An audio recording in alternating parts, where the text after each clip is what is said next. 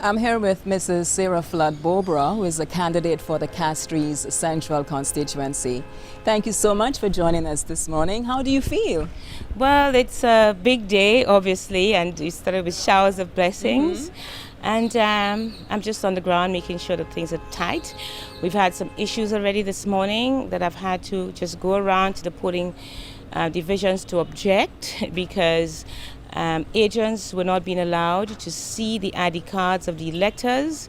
And I have objected to this at a number of polling stations in my constituency. And the only way the agent can be sure that the elector who presents himself is indeed that person is by seeing that ID card.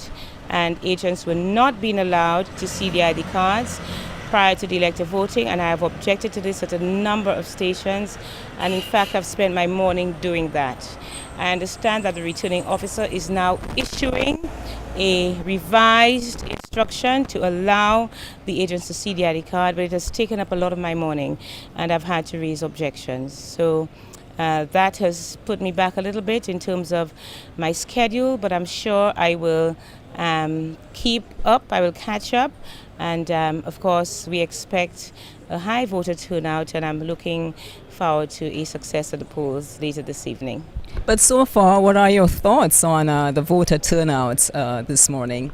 Well, I mean, it is high so far. It's the lines have been moving, and we appreciate that it's still early. And we had quite a heavy shower this morning. In fact, there was a little bit of flooding in my constituency.